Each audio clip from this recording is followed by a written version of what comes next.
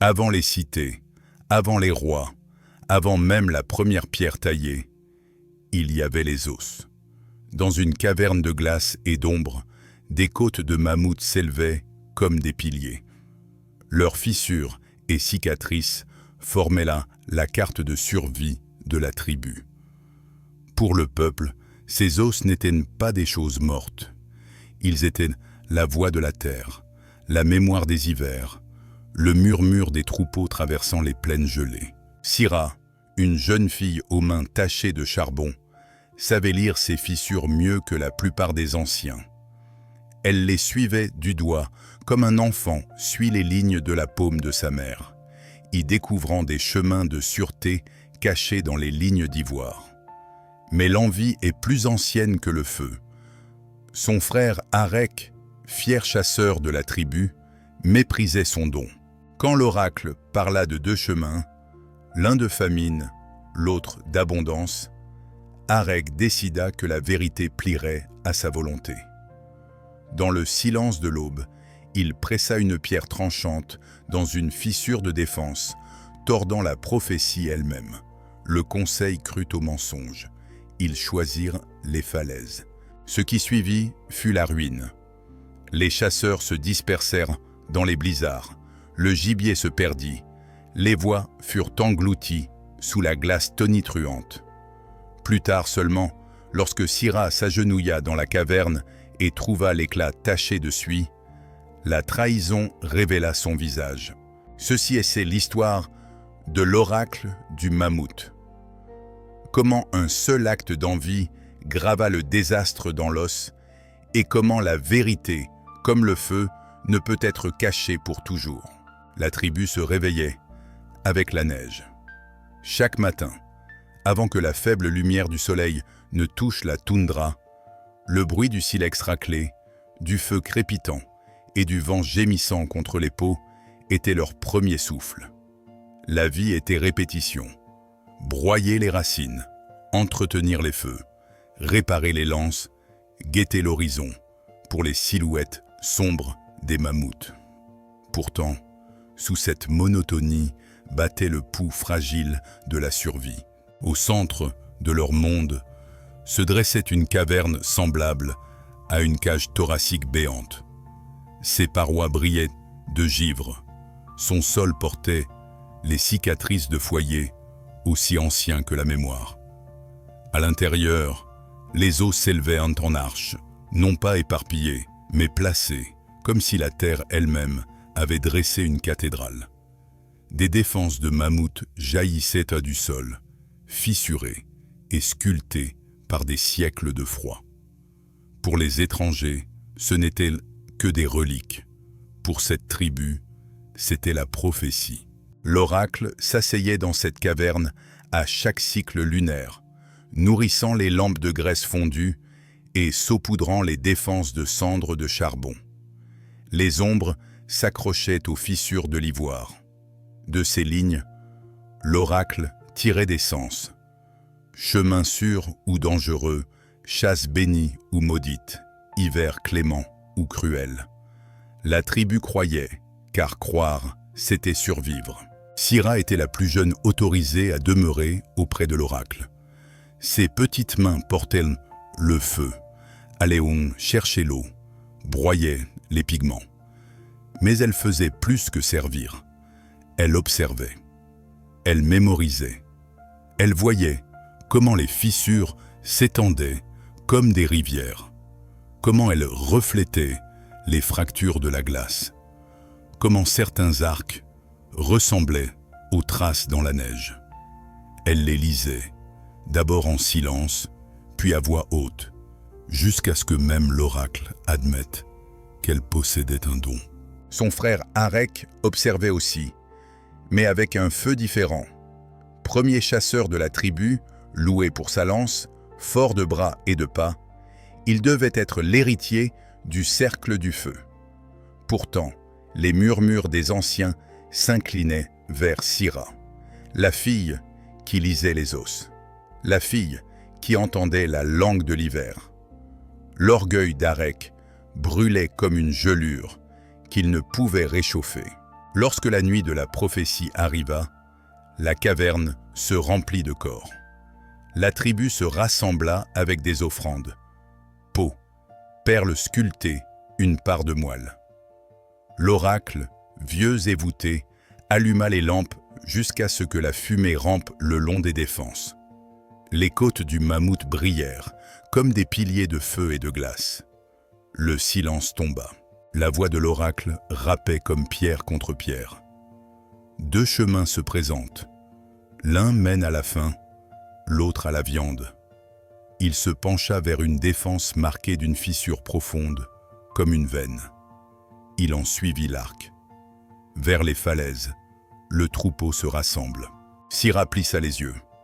La fissure ne penchait pas vers les falaises. Elle s'incurvait vers le bas, vers le col où les rivières coupaient un peu la plaine. Ses mains tremblaient, non de froid, mais de certitude. Elle voulut parler, mais le regard de son frère la cloua comme une lance. Il sourit faiblement, comme pour la défier. Le conseil murmura. Les chasseurs parlaient des falaises, des anciennes chasses où les mammouths s'étaient précipités dans le vide. L'oracle hésita, relisant encore. Les lampes vacillaient, la fumée s'enroulait, les fissures semblaient se déplacer.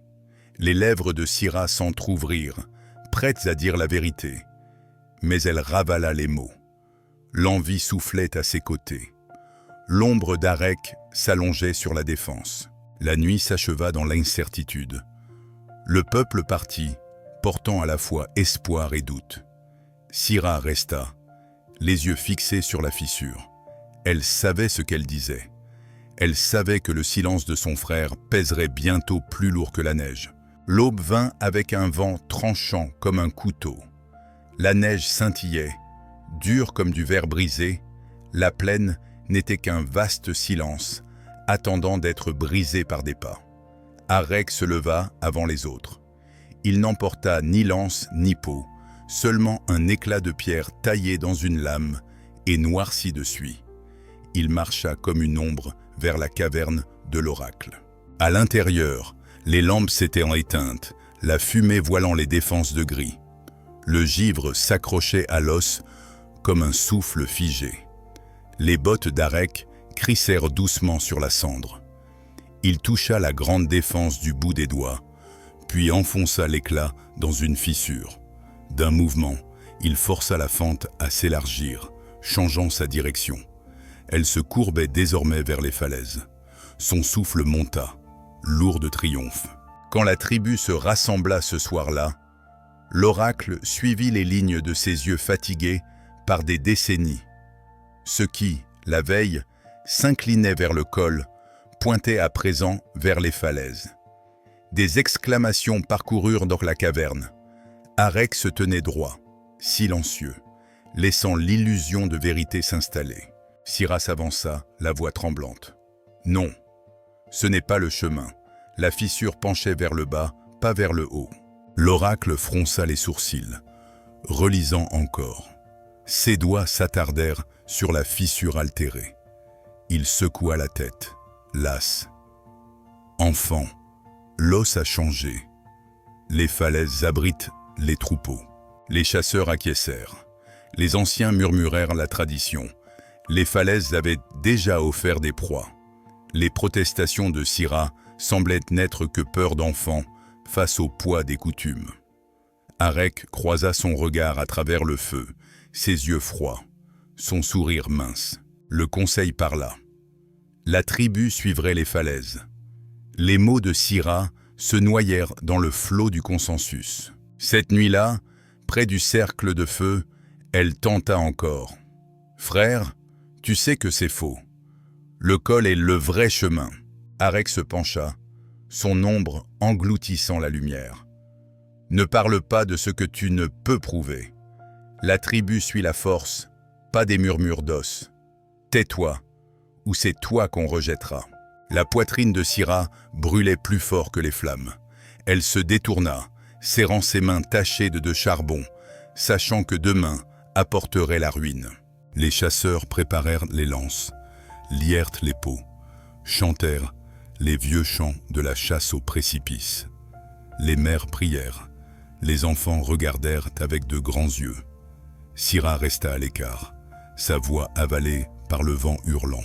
Au-dessus d'eux, les étoiles tournaient, froides et indifférentes. Les os dans la caverne restaient muets, portant la vérité que nul ne voulait entendre. La tribu marcha à l'aube, une ligne de silhouettes sombres sur l'horizon blanc. Les peaux claquaient dans le vent, les traîneaux gémissaient sous le poids des outils, et le souffle de 50 âmes s'élevait comme de la fumée dans le ciel. Les enfants serraient les mains de leur mère, les anciens s'appuyaient sur leurs bâtons, les chasseurs marchaient lance levée comme des bannières. Devant eux, les falaises attendaient, des dents de pierre dressées sur la toundra. Syrah avançait en silence, chaque pas alourdi de pressentiment. Elle ne se retourna qu'une fois vers la caverne dont les côtes de mammouth disparaissaient dans la neige. Les fissures murmuraient encore dans son esprit. Vers le bas, jamais vers le haut. Mais personne n'écoutait. Le troisième jour, les falaises apparurent proches. Les chasseurs préparèrent la chasse. Ils marquèrent les sentiers avec des branches, allumèrent des feux pour canaliser le troupeau, aiguisèrent les lances jusqu'à ce que les étincelles mordent l'air. Arek les menait, sa voix forte, son pas assuré. Pour la tribu, il était l'image d'un chef. Pour Syrah, il était l'ombre de la trahison. Le ciel s'épaissit de gris. La neige tomba en grêlons, piquant les visages, couvrant les fourrures d'une croûte blanche. Pourtant, les chasseurs chantaient hommes. Ils levèrent de leurs torches, étendirent leurs bras, se répandirent sur la plaine. Alors vint le troupeau. Des mammouths, vastes comme des collines mouvantes, leurs défenses brillantes comme des lunes gelées. Leurs barrissements roulaient sur les falaises comme le tonnerre. Le sol trembla sous leur marche. Arek rugit le signal. Les feux s'allumèrent. Les chasseurs crièrent, agitant les torches, poussant le troupeau vers le bord. Les mammouths beuglèrent, confus, affolés. Leurs petits hurlèrent. L'air devint chaos, fumée, neige, corps en tumulte. Un taureau se retourna, chargeant la ligne des chasseurs. Les lances frappèrent, mais la bête fonça, renversant des hommes. Un autre mammouth glissa sur la glace, percutant ses semblables. Le troupeau tourna, piétinant neige et chair. Des cris fendirent de la tempête. Le blizzard hurla, effaçant les traces, aveuglant les yeux. Les flèches volèrent au hasard. Les chasseurs trébuchèrent, perdus dans la folie blanche. Syrah serra le bras de sa mère, tandis que les hurlements montaient et disparaissaient. Elle vit Arek sur un rocher, brandissant sa lance, criant victoire comme si le désastre était triomphe. Mais quand la neige se calma, le silence révéla la vérité. 3 chasseurs gisaient écrasés, leurs corps brisés sous les sabots gelés. Le troupeau avait fui, englouti par la tempête. La falaise n'offrait que branches brisées et sang dans la neige. La tribu pleura, ses lamentations emportées par le vent. Pourtant, certains frappèrent le dos d'Arek, louant son courage. Il baissa la tête, mais ses yeux brûlaient de fierté. Syrah se détourna, ses larmes brûlantes contre ses joues glacées. Les fissures les avaient avertis. Le col était le vrai chemin. Et désormais, le sang marquait le prix de l'envie. Cette nuit-là, la tribu se blottit autour de feux faibles. Les mères serrèrent leurs enfants plus fort. Les anciens murmurèrent des prières pour les disparus. Arek était assis près des flammes, polissant sa lance comme si elle lui avait valu la gloire. Syrah resta seule, le regard fixé sur l'horizon obscurci de neige. Elle savait que les os détenaient encore la vérité, et qu'elle devait y retourner. La tempête s'apaisa au matin, laissant une plaine balayée, comme si le vent avait englouti toute trace de la chasse. La fumée des feux de camp s'accrochait au sol. La tribu enterra ses morts sous des pierres, marquant chaque tombe d'os sculptés et de cendres. Les lamentations des mères portaient à travers le givre, et même les falaises semblaient résonner de leur chagrin. Syrah s'agenouilla parmi eux, mais ses yeux dérivèrent vers la caverne lointaine. Chaque perte rongeait son cœur, transformant le soupçon en certitude. Les fissures avaient parlé vrai. Quelqu'un les avait tordues. Au crépuscule, alors que les autres dormaient, accablée de douleur, elle s'éclipsa. Ses pas laissèrent de faibles empreintes dans la neige, son souffle court et pressé. La caverne de l'oracle attendait, noire contre l'horizon pâle, ses côtes de mammouth figées dans le silence. À l'intérieur, l'air sentait la suie et la vieille graisse. Les ombres dansaient au rythme de sa torche vacillante. Elle fit courir ses doigts le long de la défense, suivant les fissures usées par des siècles de gel. Sa main accrocha alors quelque chose d'étrange, une arête vive, profondément coincée. Elle se pencha.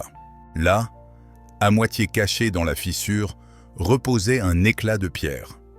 Noirci de suie, ses bords étaient artificiels. Elle l'arracha. La fissure de la défense se redressa légèrement, révélant la voie qu'elle avait vue dès le début, non vers les falaises, mais courbée vers le bas, vers le col. Sa poitrine se serra. Une preuve. Une main avait altéré la prophétie. Un seul chasseur en avait la raison. Un seul la regardait avec une envie glacée. Elle rapporta l'éclat au camp, les doigts tremblants. Arek était seul près du feu, aiguisant sa lance, les flammes sculptant son visage d'ombre dure. Elle s'approcha, le cœur battant. « Non, tu as fait cela, » murmura-t-elle en montrant l'éclat. « Tu as forcé l'os à mentir. » Le regard d'Arek passa du fragment à ses yeux. Ses lèvres se tordirent en un sourire froid. « Tu n'as aucun témoin, seulement ta parole contre la mienne. 3 chasseurs sont morts par ta faute. » Sa voix se brisa, la douleur se changeant en rage. « Ils sont morts parce que l'hiver prend ce qu'il veut, » dit Arek. « La tribu a besoin d'un chef fort, pas d'un enfant aux doigts de charbon. Parle contre moi, et c'est toi qu'on rejettera. » Les mains de Syrah tremblaient. Le feu crépitait entre eux, projetant des étincelles comme des étoiles. Un instant, elle voulut hurler, jeter l'éclat à son visage, le frapper comme il avait frappé la vérité. Mais elle se força au calme. Elle se détourna, serrant l'éclat contre elle. Si elle l'accusait seule, il nierait. Mais si les os eux-mêmes révélaient la vérité, nul ne pourrait le protéger. Cette nuit-là, tandis que la neige tombait encore, elle fit son choix. À l'aube, elle présenterait la preuve devant le conseil. Les os parleraient de nouveau, cette fois sous un feu qui consumerait les mensonges. L'aube répandit une lumière pâle sur la neige, baignant le camp de silence gris. Le conseil se réunit dans la caverne de l'oracle, leurs manteaux lourds de givre, leurs visages creusés par le deuil. Les défenses se dressaient autour d'eux comme des sentinelles pâles. Les feux brûlaient bas, prêts pour le rituel. Syrah s'avança, l'éclat noirci serré dans sa main. Sa voix porta dans le froid. L'os a été altéré. Les fissures ne pointaient un pas vers les falaises. Mon frère les a forcés à mentir. Des murmures parcoururent l'assemblée. Arek s'avança au centre, sa lance brillante. « Mensonge d'une enfance jalouse », cracha-t-il. La tribu a suivi la voie de la force. La mort guette toutes les chasses. Elle cherche seulement à me déshonorer. L'oracle leva une main tremblante. Nous demanderons aux os de parler encore. Par le feu, ils diront la vérité. Les torches furent approchées. La défense de Mammouth rougit, la chaleur courant dans l'ivoire ancien. Les fissures s'assombrirent. Les lignes d'ombre s'élargirent. La vapeur siffla. La tribu retint son souffle. Lentement, les fissures se révélèrent, non vers les falaises, mais incurvées vers le col, comme Syrah l'avait dit, comme l'éclat l'avait caché. Des exclamations emplirèrent la caverne. Les anciens murmurèrent des prières. Les yeux de l'oracle brillèrent de douleur. Les os ont été tordus, non par la terre, par l'homme. Syrah leva l'éclat noirci. Voici la preuve. Le visage d'Arec se durcit. Un instant, il parut prêt à frapper, à la réduire au silence avec sa lance. Mais le cercle se referma autour de lui. Chasseurs, maires, anciens. Le poids de la vérité pesait plus fort que la pierre. Le conseil prononça son jugement. Arec serait dépouillé de sa marque de chasseur. Sa lance fut brisée sur une pierre et jetée au feu. Il fut exilé. Son nom ne serait plus prononcé au cercle du feu. Syrah regarda les yeux de son frère brûlés de fureur et de honte. Lorsqu'il se détourna et disparut dans la plaine blanche, sa poitrine se serra comme déchirée en deux. La justice avait été rendue, mais le sang les liait encore. L'oracle posa une main sur son épaule. Les os t'ont choisi. Tu seras gardienne des os. La tribu la suivit vers le col. Le passage était étroit mais sûr, les parois de roche les protégeant du vent. Au troisième jour, le troupeau apparut, des mammouths broutants dans une vallée fluviale, leurs ombres longues sur la neige. Les lances frappèrent juste et la viande emplit les traîneaux. Autour du feu cette nuit-là, le peuple chanta de nouveau. Les enfants riaient, les anciens pleuraient de soulagement. Syrah resta à l'écart, fixant les flammes. Elle pensa aux défenses incandescentes, aux fissures pliant vraies, à l'éclat noirci par l'envie.